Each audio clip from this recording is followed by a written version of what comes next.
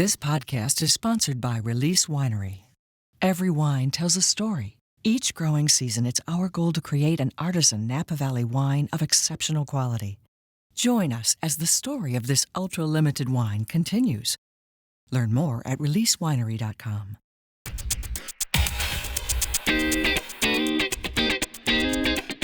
Great time to be here, just pre-harvest. Couple weeks, couple weeks, depending on the weather. We'll see what happens, but so far looks good. Well, we're 2 miles outside of Yamhill, so we're right in the heart of wine country here. Actually, the Oregon Pinot Noir revolution really started in the Dundee Hills, which is about 5 miles southeast of us here. But then it's spread, and it's spread to multiple appellations, and this particular appellation we're in is called Yamhill Carlton, and this appellation is synonymous with sedimentary soil. It's a 21-acre site, and we have about 15.5 in fruit. We do primarily Pinot. In fact, when I planted the vineyard back in 2001, it was entirely Pinot. In 2015, we grafted about 1,200 vines of Pinot over to the Dijon 76 clone of Chardonnay.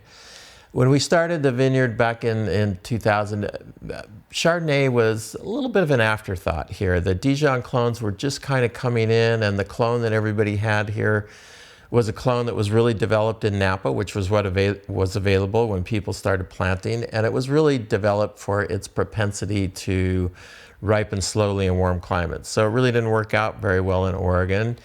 But in the 90s, latter part of the 90s, the Dijon clone Chardonnay came in, and we get that perfectly ripe here.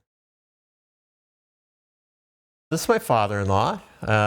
His name was Lenné. He was an Englishman who basically owned a chicken farm in about 40 minutes southwest of London. And so he died in 1999, and unbeknownst to his children, had a little bit of money saved, and they each got a small inheritance, and that's really what kind of the impetus for getting the vineyard started. My wife wanted to get a piece of rural property where she could put a house up, and so I said, well, if we're going to look for rural property, we might as well look for some vineyard property. And that was 20 years ago, and here we are. Still don't have the house, but we do have the property and a tasting room and some other things. So I think I made out a little better than she did on that deal. But he was really the impetus for starting the vineyard, so I wanted to use him in the marketing. And so we really kind of took Lenné and we French fried it and made Lenne.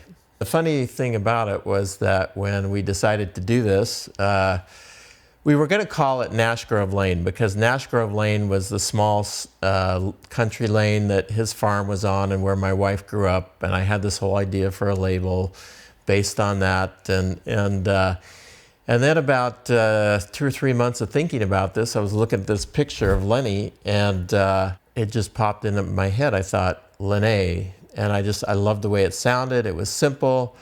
And so my wife came home, and I thought she was going to say, wow, I was all excited to tell her about this new idea and how we're not going to call it Nash Grove Lane, we're going to call it Lenne. And I thought she was going to, get on her hands and knees and say, oh, you're such a genius, I can't believe you thought of that. Well, she walked in the door, and I said, guess what, we're not going to call it Nash Grove Lane, we're going to call it Lenne. And she looked at me and she said, do you mean something to do with my dad? And I said, yeah, of course. And she said, that's not going to happen. She said, I had a very difficult relationship with him, and that's not going to happen. Well, I browbeat her for about three weeks and just said, no, you don't understand. It has to happen. I understand what I'm putting on the label. It all makes sense. So she finally acquiesced. It's interesting you say that, because there's a real move now to put Willamette Valley on labels. It's kind of funny in Oregon, because what's happened here is people generally put Willamette Valley on their first tier Pinot Noir. On their upper tier Pinot Noirs, they label it with the specific appellation, which is a little bit backwards to me. So about 3 or 4 years ago, we started putting Willamette Valley prominently on all of our labels, because I think Willamette Valley is synonymous with Pinot Noir. Oregon's a big state. There are a lot of other wines that are done here besides Pinot Noir, but in the Willamette Valley, Pinot Noir is the primary varietal.